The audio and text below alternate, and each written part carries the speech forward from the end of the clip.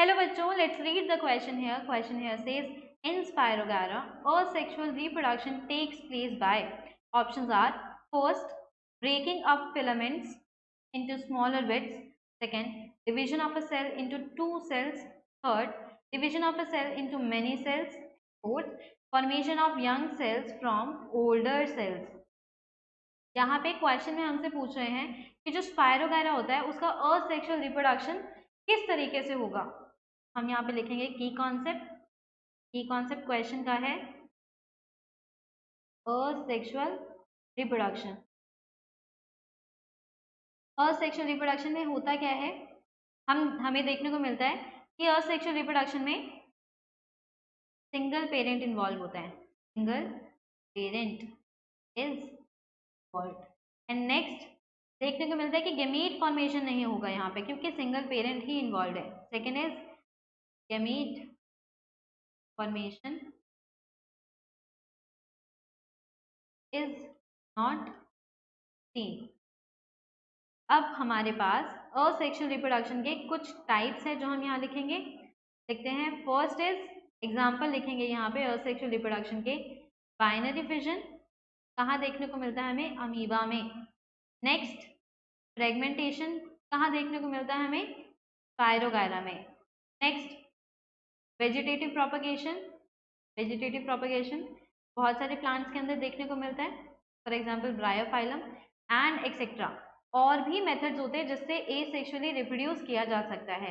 Question में हमसे सिर्फ पूछा गया है स्पायरोगायरा के बारे में। तो स्पायरोगायरा कुछ इस तरीके का ऑर्गेनिज्म है, यहाँ पे हम बना लेते हैं।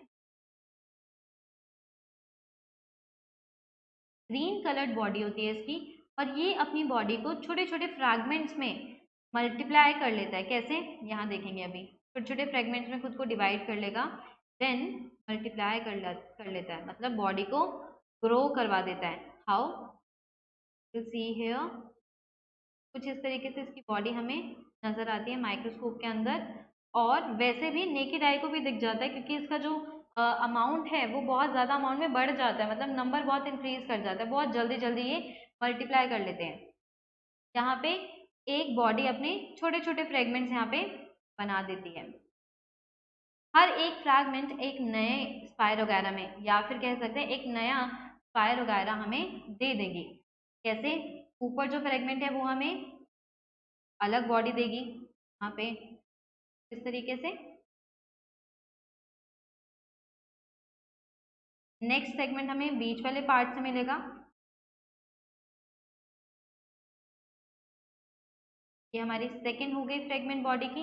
एंड थर्ड यहाँ पे as many numbers of segments, और उतने ही ये हमें ऑर्गेनिज्म दे देगी।